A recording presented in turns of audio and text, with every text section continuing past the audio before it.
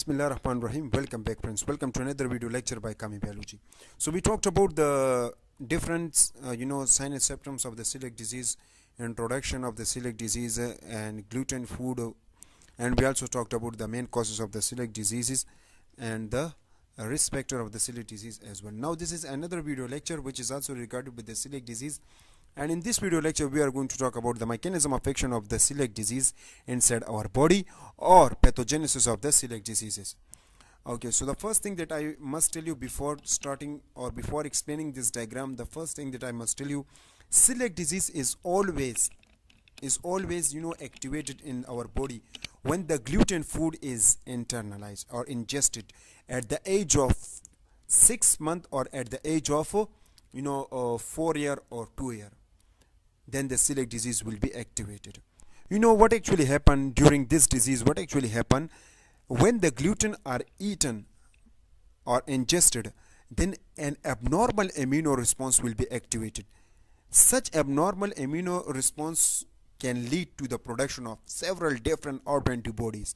Now such autoantibodies will affect different number of organs.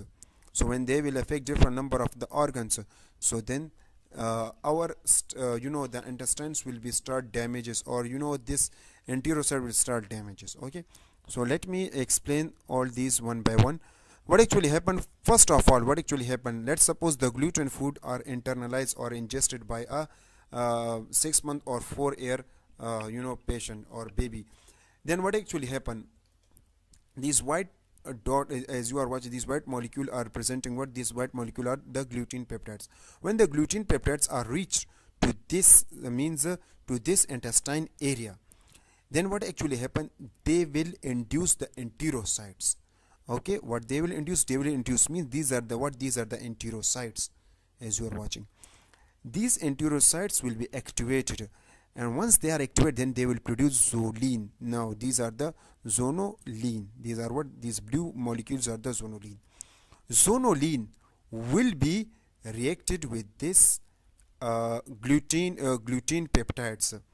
So once they are reacted with the gluten peptides, so then such gluten peptides will be internalized. Okay, so the gluten peptide will what? This gluten peptide will be internalized. We can say they will be internalized into the lamina propria area. Okay, so the second what we have gluten peptides translocated to the lamina propria. Once the gluten peptides are translocated into the lamina propria, then enterocyte release what? They will release interleukin 15. Now these are the lymphocytes and these are the enterocytes. Means all these, the cells which are present into the stomach, means the intestine, we call it enterocytes. So the lymphocytes are also called what? The lymphocytes are also called enterocytes. Now these lymphocytes will produce interleukin 15. Interleukin 15, what actually they will do? They will generate an enzyme which we call it transglutaminase enzyme. This transglutaminase, this red one represents the enzyme transglutaminase. This transglutaminase enzyme will be attached to this gluten, which can modify, which the gluten structure may be modified. Once the gluten structure are modified, then they will further generate this antigen presenting cell. Okay, so then antigen presenting cell will be activated, and this antigen presenting cell will engulf this modified gluten. Once the modified gluten are engulfed by this antigen presenting cell, then they will convert this into a small peptides, and they will present the peptide on their antenna, means on their receptors. Now after that, helper T cells will come and they receive this peptide. Once they receive this peptide, then they will produce what? Then this helper T cell will produce pro-inflammatory cytokines. This pro-inflammatory cytokines will activate the killer T cells. So then the killer T cells will directly attack on the enterocytes. What they do? They will directly attack on the enterocytes. You are watching, the enterocytes will gradually disrupt it, and slowly all the enterocytes will be disrupted and damaged. After that, what actually happened? After that, B cells will be activated, and these B cells will release a large number of antibodies, and moreover they will also release the triglutaminase enzyme. So these are the triglutaminase enzyme and these are the antibody. Both triglutaminase enzyme and antibody will react to this gluten peptides, and again the process will continue until the intestine will be damaged. Okay, so we can say that there will be a war start on the WBC and gluten, or we can say there will be a war going on inside the stomach, inside the intestine. Okay, and finally inflammation will be occur in the small intestine, and the wall of the small intestine are what? They will be damaged.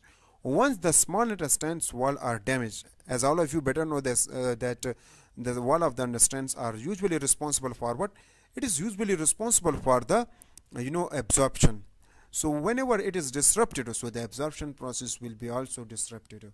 Okay, so water molecule, fats molecule and iron molecules and vitamin B12s are not absorbed. So whenever such molecules are not absorbed, so then it will lead to diarrhea, steatorrhea, and it will also lead to different kinds of anemias. Okay, so that's how the mechanism of action of the celiac disease inside our body. Okay, now then what are the occurrence of the celiac disease? Okay, so there are many occurrences of the celiac diseases in which people the celiac disease is present. So I already tell you that in Down syndrome, Turner syndrome, the celiac disease will be present. So let me show you that first point. The first point says that it is more common in Down syndrome and genetically susceptible and visual.